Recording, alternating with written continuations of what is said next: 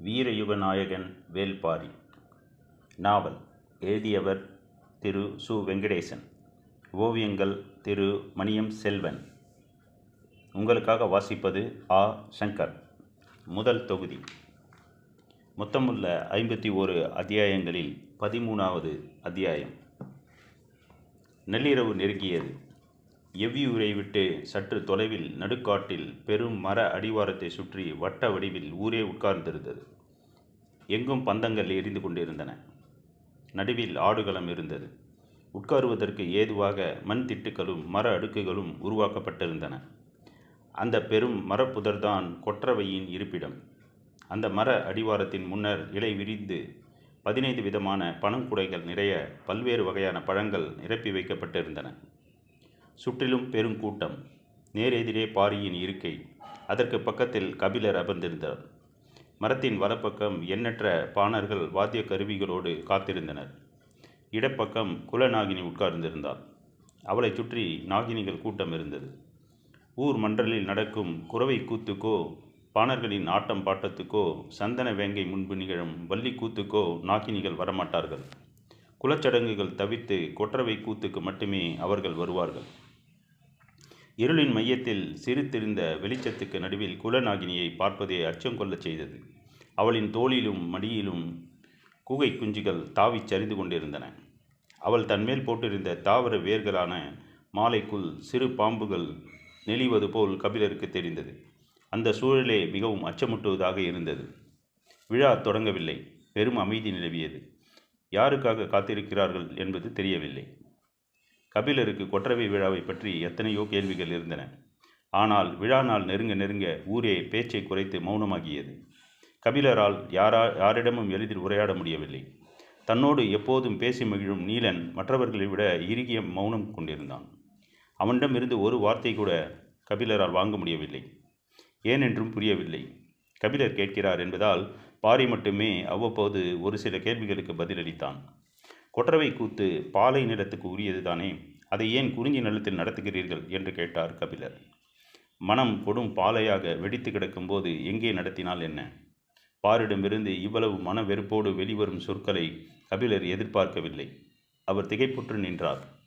இது குறிஞ்சிக்குரிய கூத்து அன்று, ஐந்தினைக்கும் உரிய கூத்து என்ற பாரியின் குரல் சத்தற்று பெருங்கலக்கம் கொண்டிருந்தது. இதற்கு மேல் கேள்வி எதுவும் கேட்க வேண்டாம் என கபிலர் எண்ணிக்கொண்டிருந்த போது பாரி தொடர்ந்தான். இந்த மண்ணெங்கும் மூவேந்தர்களால் எத்தனையோ குலங்கள் அழிக்கப்பட்டு விட்டன. பல நூறு ஆண்டுகளாக குருதியாறு வற்றாமல் ஓடிக்கொண்டிருக்கிறது. அழிபடும் குலங்களின் எண்ணிக்கை இன்று வரை தொடர்கிறது. இந்த விழாவுக்கும் பாரி சொல்லும் பதிலுக்கும் என்ன சம்பந்தம் என்ற குழப்பத்துடன் கபிலர் கேட்டுக்கொண்டிருந்தார். பாரி தொடர்ந்தான். அழிக்கப்பட்ட குலங்கள் எண்ணிக்கையில் எத்தனையோ, யார் அறிவார்? ஆனால் பேரரசுகளின் கொடுந்தாக்குதலிலிருந்து தப்பி பிழைத்தவர்கள் மிகச்சிலர். அவர்கள் எங்கெங்கோ அலைந்து திரிந்து இறுதியில் பரம்பு நாட்டுக்கு வந்து குடியேறியுள்ளனர். மூவேந்தர்களால் அழிக்கப்பட்ட பல்வேறு குலங்களின் மிச்சங்கள் இப்பொழுது பரம்பு நாட்டில் வசிக்கின்றன. அவர்களின் போர் தெய்வமான கொற்றவையிடம் முறையிட்டு ஆறா துயரை கொட்டி வஞ்சினம் உரைக்கும் விழாதான் இது. அழிக்கப்பட்ட 16 குலங்களின் வழித்தோன்றல்கள் இன்னும் மிச்சம் இருக்கிறார்களா? அவர்களெல்லாம் பரம்பு நாட்டில் இருக்கிறார்களா? செய்தி கபிலரை கலங்கடித்தது. பாரி தொடர்ந்தான்.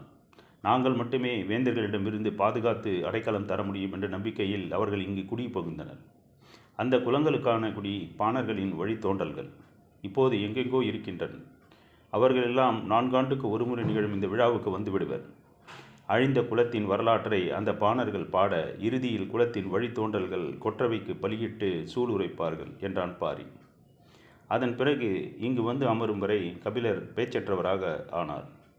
காலம் மனித அனுமானங்களுக்கு அப்பால் இயங்கிக் கொண்டேதான் இருக்கிறது. அதை எதிர்பாராத கணத்தில் சந்திக்கும் போது மனிதன் பொறி கலங்கி போவதை தவிர வேறு வழி என்ன?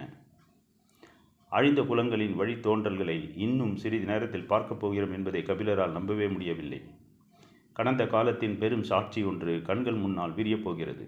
மிச்சமிருக்கும் அந்த குலங்கள் எவை எவை? தப்பி பிழைத்த அந்த மனிதர்கள் யார் யார்? வரலாற்றில் இருந்து அப்புறப்படுத்தப்பட்ட அந்த மகத்தான மனித செல்வங்களை மீண்டும் காண கிடைப்பது எவ்வளவு பெரும் வாய்ப்பு! இப்படி ஒரு தருணம் தனது வாழ்வில் வரும் என அவர் நினைத்து கூட பார்த்ததில்லை. பெரும் எதிர்பார்ப்புடன் இருந்தார். ஆனால் விழா தொடங்காமல் இருந்தது. இந்த மௌனம் யாருக்காக, ஏன் நீடிக்கிறது என்பது கபிலருக்கு விளங்கவில்லை. பொழுது நள்ளிரவை கடந்தது. இந்த மரத்தில் தெய்வ வாக்கு சொல்லும் விலங்குகள் உள்ளன. அவை மிகச்சிறியவை. ஆந்தை முகமும் அணில் உடலும் குரங்கு கால்களும் கொண்ட விலங்குகள் அவை. மிகவும் மிரளும் இயல்பு கொண்டவை. அகல கண்களை விழித்து குழந்தை போலவே அஞ்சி மிரண்டு பார்க்கும் அவை இன்னும் மரத்தை விட்டு இறங்காமல் இருக்கின்றன. அவை மெல்ல இறங்கி வந்து எந்த கூடையில் உள்ள பழத்தை எடுத்துச் செல்கின்றனவோ அந்த குலப்பாடகன் தனது பாடலை பாடத் தொடங்குவான். பாடல் முடிந்ததும் அந்த குலத்தின் வழித்தோன்றல் கொற்றவைக்கு பலியிட்டு சூளுரைப்பர். அந்த தெய்வ வாக்கு விலங்குகள் இறங்கி வருவதற்காகத்தான் எல்லோரும் அமைதி கொண்டு காத்திருந்தனர். சிறிதளவு ஓசையும் அசைவும் இருந்தால் கூட அவை வெளிவராது. எனவே அந்த இடத்தில் இருள் மிரளும் அமைதி நிலவியது. மரக்கிளைகளுக்கு நடுவில் அப்போதுதான் பிறந்த ஆட்டுக்குட்டியைப் போல சின்னஞ்சிறிய உடல் கொண்ட அந்த விலங்கு மெல்ல இறங்கி வந்தது. தலையை திருப்பி திருப்பி பார்த்தபடி மிரளும் விழிகளோடு கூடை அருகே வந்தது. எல்லோரும் அது எந்த பழத்தை எடுக்கப் போகிறது என்பதை உற்று பார்த்து கொண்டிருந்தனர். கபிலரின் கண்கள் இமை கொட்டாமல் நிலை கொத்தி நின்றன. அசையும் மரக்கோப்பு ஒன்றின் மெல்லிய இரைச்சல் கேட்க கன நேரத்துக்குள் அது உள்ளோடி ஒளிந்தது. அதன் மறு வருகைக்காக எல்லோரும் காத்திருந்தனர். அதைவிட சின்னதான தெய்வ வாக்கு விலங்கு ஒன்று வேறு திசையில் இருந்து இறங்கி வந்தது. தயங்கியபடி கால் எடுத்து வைத்து அது கூடைக்கு அருகில் வந்து சேராது என்றுதான் எல்லோரும் பலரும் நினைத்தனர். ஆனால் நினைத்து முடிக்கும் கணத்தில் அதன் கையில் 3ஆம் கூடையில் இருந்த இளந்தம் பழத்தை எடுத்தது. அந்த கணத்தில் காட்டையே மிரட்டும் பேரொலியாக மேலே எழுந்தது குலவை ஒளி. மருத நிலத்துக்குரிய கிணப்பறை கூட்டும் பாணர்கள் ஆடுகளத்துக்குள் நுழைந்தனர். கொற்றவையின் அருகில் வந்த மூத்த கிணையன் சிறு கோல் கொண்டு கிணப்பறையின் தோலுக்கு மையத்தில் இருக்கும் கண்ணில் ஓங்கி அடித்தான். உடன் வந்த கலைஞர்கள் எல்லோரும் கிணை முழங்க அச்சமூட்டும் கிணப்பறையின் பேரொலி எங்கும் பரவியது. குடிப்பாணன் பாடலை தொடங்க தயாரானான். கபிலர் நடப்பதை புரிந்து கொள்ள முடியாமல் பாரியை பார்த்தார். வைகைக்கரை கூடல் நகரை ஆட்சி செய்த அகுதை குடிப்பாணர்கள் அவர்கள். அகுதையின் குலப்பாடலை பாடப்போகிறார்கள் என்றான் பாரி. கபிலருக்கு மயிர் கூச்செறிந்தது.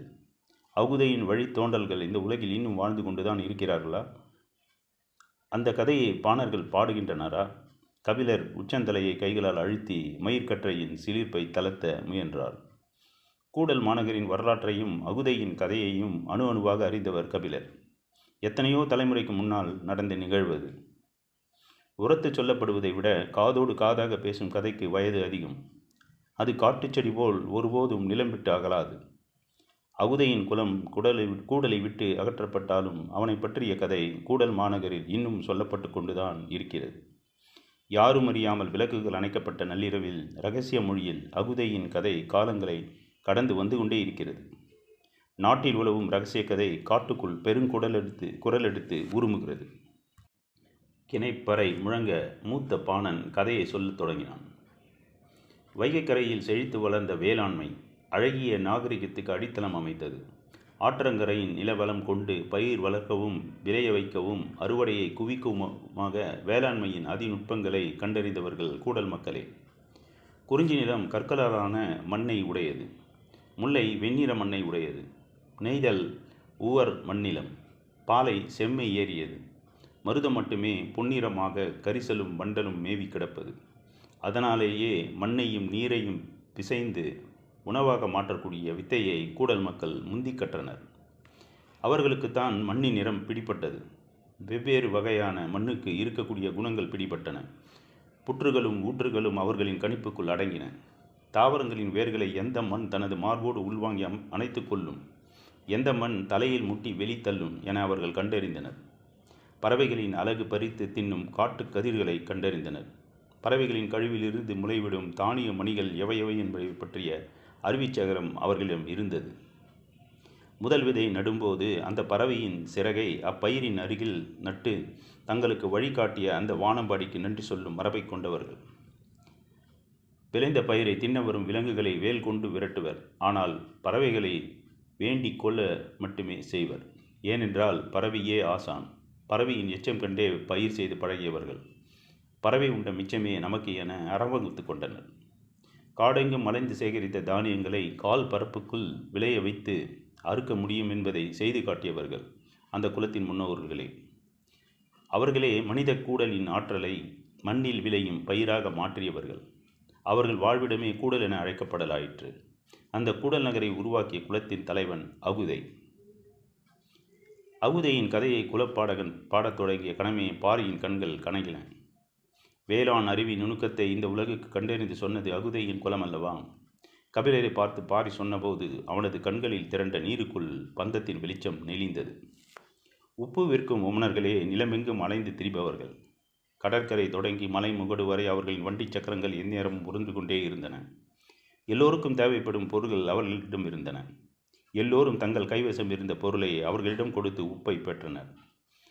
இந்த நிலமெங்கும் இருக்கும் மனித கூட்டங்கள், அவர்களின் வாழ்விடங்கள், அங்குள்ள பாதுகாப்பு ஏற்பாடுகள், செல்வ செழிப்பு, சேமிப்பு என எல்லாவற்றையும் அறிந்தவர்கள் அவர்களே. கூடல் நகரில் வளமை கொடிகட்டி பறந்தது. விளைச்சல்கள் குவிய தானிய கதிர்கள் வைக்கும் ஆளுயர மோடாவை உமணர்கள் அங்குதான் முதலில் கண்டறிந்தனர். அந்த குலத்தின் செழிப்பு உமணர்களின் கண்களில் அதிசயமென நிலை பெற்றது. அது சொல்ல வேண்டிய எல்லா செய்திகளையும் சொன்னது. பெருணை ஆற்றின் முகத்துவாரத்தில் இருந்த குறுக்கை பாண்டியன் தன் வீரர்களோடு புறப்பட வேண்டிய நாளை உமணர்கள் சொன்ன தகவலை வைத்தே முடிவு செய்தனர்.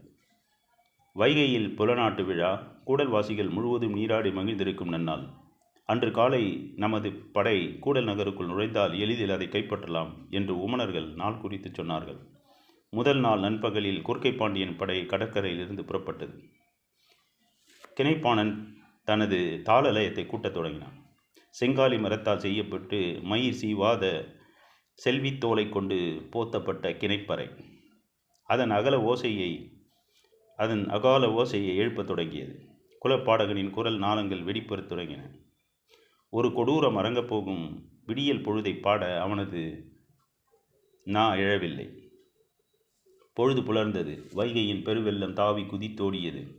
கூடல் நகரே நதிக்கரையில் வந்து ஆவலோடு நின்று கொண்டிருந்தது. குலத்தலைவன் அகுதை யானை மீதேறி வைகை கரைக்கு வந்து சேர்ந்தான்.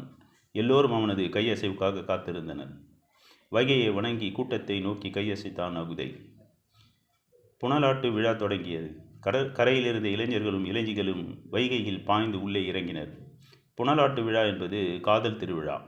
காதலர்கள் நீரால் ஒருவரையொருவர் அடித்து விளையாட ஆரம்பித்து நேரம் செல்ல செல்ல நீர் அடித்தாலும் விலகாத விளையாட்டாக மாறும். மணமானவர்களும் தம் இணையோடு சென்று வைகையில் நீராடி காதல் பேசி கனிவு கொண்டு விளையாடுவர். காமத்துக்கு மிக அருகில் பயணிப்பது நீர். அதுவும் ஆற்றிலோடும் குளிர் நீர் தனது உள்ளங்கையில் இருக்கும் ஆணையும் பெண்ணையும் கன நேரத்துக்குள் கரைத்துவிடும். கரைந்தவர்கள் காதல் கொண்டவரின் உடலுக்குள் உறைந்திருப்பர். நீரின் குளிரும் உடலின் சூடும் ஒன்றையொன்று உள்வாங்கும். உடலின் வாசனையை மனதுக்குள் பாயவிடும் மாயசக்தி நீருக்கு மட்டுமே உண்டு. மண்ணில் கால் பாவாமல் மனிதன் நடப்பது தண்ணீருக்குள்ளும் காதலுக்குள்ளும் தான். இரண்டும் ஒன்று சேரும் தருணத்தில் நிகழ்வது எல்லாம் மாய வித்தைகளே. வித்தைகளின் வாடி வாசல் வழியே பீரிட்டு ஓடிக்கொண்டிருந்தது வைகை. அகுதை உள்ளிறங்கும் பொழுதுக்காக கரையில் நின்றிருந்தவர்கள் காத்திருந்தனர். காதல் ஏறிய கண் கொண்டு தனது மனைவியை பார்த்தான் அகுதை. அவளோ அவனது தோல் கவ்வி உள்ளிறங்கும் பொழுதுக்காக காத்திருந்தாள். அகுதை நதி நீருக்குள் கால் நுழைத்தான். இன்னும் சற்றே உள்ளே போகட்டும், அவனது தோலை தாவி பிடித்தபடி நாம் இறங்குவோம் என அவள் கல் பாவியத்திட்டில் நின்றிருந்தாள். ஏன் இன்னும் வராமல் இருக்கிறான் என்று எண்ணியபடி அகுதை 2வது அடியை எடுத்து நீருக்குள் வைத்தான். அவன் தோளின் மேல் சரிந்து விடலாம் என அவள் நினைக்கும் போது அருகில் தோழியிடம் இருந்த அவள் மகன் பெருங்குரலெடுத்து அழ ஆரம்பித்தான். பெருக்கெடுத்து ஓடும் நீரும் உற்சாக பேரொளியும் குழந்தைக்கு அச்சமூட்டியிருக்கும். அவனை அமைதிப்படுத்திவிட்டு வருகிறேன், நீங்கள் உள்ளிறங்குங்கள் என சொல்லிவிட்டு தோழியிடம் போனாள். தாயை பார்த்ததும் குழந்தையின் அழுகை மேலும் கூடியது. அவள் அவனை சமாதானப்படுத்த எவ்வளவோ முயன்றாள், முடியவில்லை. நீருக்குள் இருந்து அவளையே பார்த்து கொண்டிருந்தான் அகுதை. அந்த பார்வை அவளை துளைத்து கொண்டிருந்தது. குழந்தை அழுகையை நிறுத்துவதாக இல்லை. வேறு வழியில்லாமல் குழந்தையை தூக்கி கொண்டு நதிக்கரையை விட்டு சற்றே அகன்று உள்காட்டுக்குள் நுழைந்தாள். குழந்தையின் முதுகை தட்டியபடி சமாதானப்படுத்தினாள். குழந்தை அழுகையை நிறுத்தவே இல்லை. நீரின் சத்தமும் நீராடுவோர் சத்தமும் கேட்காத அளவுக்கு அடர்ந்த மரங்களுக்கு இடையில் மிகவும் உள்ளே சென்றாள். உள்ளே செல்ல செல்ல ஓசையின் அளவு கூடுவது போல் உணர்ந்தாள். மனித கூக்குரல் எங்கும் ஒலிக்கிறதே என யோசித்தவள் அகுதையின் கண்கள் தன்னை தடுமாற வைக்கிறது என நினைத்தபடி காட்டை ஊடுருவி வெகு தொலைவு சென்றாள். காலை கதிர்களின் இளமஞ்சள் ஒளியில் உள்காடு ஒளிர்ந்து கொண்டிருந்தது. எங்கும் தும்பிகள் பறந்தன. புல் நுனிகள் பனித்துளிகளை உலர்த்தாமல் வைத்திருந்தன. தரையில் அழுகிய செம்மூதாய் ஒன்று நகர்ந்து கொண்டிருந்தது. செந்திர பட்டுப்பூச்சி அது. மேனியெல்லாம் மெத்தை போல மினுமினுத்து நகர்ந்தது. குழந்தையை அதன் அருகில் இறக்கிவிட்டாள். குழந்தை தனது பிஞ்சு விரலால் செம்மூதாயின் மேனியை மெல்ல தொட்டதுமே அது நகர்வதை பார்த்து மலர்ந்து சிரித்தது. அந்த செம்பட்டுப்பூச்சியிடம் சிறிது நேரம் விளையாட விட்டபடி அவள் நின்று கொண்டிருந்தாள். சிவப்பு காமத்தின் அடையாளம். அவளது கண்கள் அதற்குள் போக எண்ணங்கள் எங்கெங்கோ சென்று கொண்டிருந்தன. அகுதையின் தோள் தழுவிய அந்த முதற்கணம் நினைவுக்கு வந்தது. அகுதை அதிகம் பேசாதவன். ஆனால் அந்த இரவில் அவன் பேசியதை இன்னொரு ஆண் இந்த உலகத்தில் பேசியிருப்பானா என்பது சந்தேகமே. காதல் சொல்லால் தான் மலர்கிறது. காதல் கொள்கையில் சின்னஞ்சிறு சொற்கள் எவ்வளவு பெரும் கிளர்ச்சியை ஏற்படுத்தியக்கூடியவனாக இருக்கின்றன. சிறு ஒளியால் மலைகள் உடையும் தருணம் அது. அவன் ஒற்றை சொல் சொல்லும்போது அப்படி ஒரு வெட்கம் உடல் எங்கும் பரவியது. அந்த சொல் ஞாபகம் வந்த கணம் மீண்டும் வெட்கம் பரவி தன்னை எறியாமல் சிலிர்த்து மீண்டாள். சொற்கள் நினைவுக்கு வந்த கணத்திலேயே செயல்களும் நினைவின் வழியே மேலே எழுந்து வந்து விடுகின்றன. அதன் பின் என்ன செய்ய முடியும்? சற்றே பெருமூச்சு விட்டபடி குழந்தையை பார்த்தாள். அவன் செம்மூதாயின் பின்னால் நகர்ந்து போய்க் கொண்டிருந்தான். திருமணம் முடித்த முதல் புனலாட்டு விழாவின் போது அவள் கருவுற்றிருந்தாள். அதனால் ஆற்றுக்குள் இறங்கவில்லை. 2ஆம் ஆண்டான இப்போதும் அதேபோல் தன்னந்தனியாகவே அகுதை ஆற்றுக்குள் இறங்கியிருக்கிறான். கரையில் நின்ற அவளை தொலைத்தெடுத்து அகுதையின் பார்வை. ஆணின் பார்வை பெண்ணின் பார்வையைப் போல நயமிக்கது இல்லை. ஆணின் கண்கள் காதல் கொள்பவை. ஆனால் காதலை சொல்ல கற்றவை அல்ல. அவன் பார்வையால் பற்றி இழுத்தாலும் அவள் கண்களால் கைமாறு செய்து கொண்டிருந்தாள். கண்கள் விழித்திருந்தாலும் ஆந்தைக்கு பகலில் பார்வை கிடையாது. அதை போலத்தான் மனிதன் நீருக்குள் மூழ்கிவிட்டால் பார்வையை தொலைத்து விடுகிறான். ஆனால் காதலருக்கு அப்படியல்ல. அவர்கள் அந்த இடமே பார்வை பெறுகின்றனர். கண்களின் வேலையை கைகள் எடுத்துக்கொள்கின்றன. தொடுதலின் மூலம் 1000 விழிகள் உள்ளுக்குள் விழித்து அடங்குகின்றன. அதனால்தான் நீர் விளையாட்டு காதலின் களமாகிறது. அவள் கண்களை சிமிட்டி கனவை கலைத்தாள். குழந்தை நீண்ட நேரம் விளையாடி அமைதியடைந்தது. சரி, அழைத்துச் செல்லலாம் என முடிவு செய்து அவள் காட்டை விட்டு நடக்கத் தொடங்கினாள். நதியை நோக்கி வர வர அவளுக்கு காட்டின் அமைதியே நீடித்தது. கொண்டாட்டத்தின் பேரொலி கேட்கவில்லை. இவ்வளவு அமைதியாக நீராட வாய்ப்பே இல்லையே என எண்ணியபடி நதியின் கரையில் ஏறி நின்று பார்த்தாள். மொத்த வைகையும் நீண்டு நகரும் செம்மூதாயாக காட்சியளித்தது. குருதி கரை புரண்டோட கரையெங்கும் மீன் எலும்புகள் போல முட்கள் கோக்கப்பட்ட ஈட்டியுடனும் உயர்த்திய வாளுடனும் எண்ணற்ற வேற்று குலத்தினர் நின்று கொண்டிருந்தனர். குரல் வெடித்து சரிந்தான் குலப்பாடகன். பெண்களின் குலவையொலி பீரிட்டு கொண்டிருந்தது. குரல் உடைந்தபடி பாரி கபிலரிடம் சொன்னான். அந்த பெண் எதிரிகளின் கண்படாமல் தப்பித்து கையில் குழந்தையோடு ஒரு முதுகிழவனை அழைத்து கொண்டு பல மாதங்களுக்கு பிறகு பரம்பு நாட்டுக்குள் நுழைந்திருக்கிறாள். பரம்பின் மக்கள் அவளை அள்ளி அணைத்து பாதுகாத்திருக்கின்றனர். அவளின் வழித்தொண்டர்கள்தான் இப்போது கொற்றவைக்கு காளையை பலி கொடுத்து சூளுரைக்கப் போகிறான் என்றான். தாங்க முடியாத துக்கத்தையும் கிழித்து கொண்டு கபிலருக்கு ஆர்வம் மேலே ஏறியது. அகுதையின் வழித்தோன்றல் இயற்கையை, வேளாண்மையை, நாகரிகத்தை நேசித்த அந்த மாமனிதனின் வம்சக்குடி யாரென அறிய கபிலர் ஆடுகளத்தை இமைக்காமல் பார்த்து கொண்டிருந்தார். தாமரையின் மேல் இதழில் முள் இறங்கும் நேரம் கூட அவரால் தாங்க முடியவில்லை. அந்த மகத்தான குலத்தில் உதித்த திருமகனை கண்டு வணங்க அவரை அறியாமலேயே கைகள் கூப்பின. அந்த கணம் இடமிருந்து உள் இறங்கினான் நீலன். தொடரும்.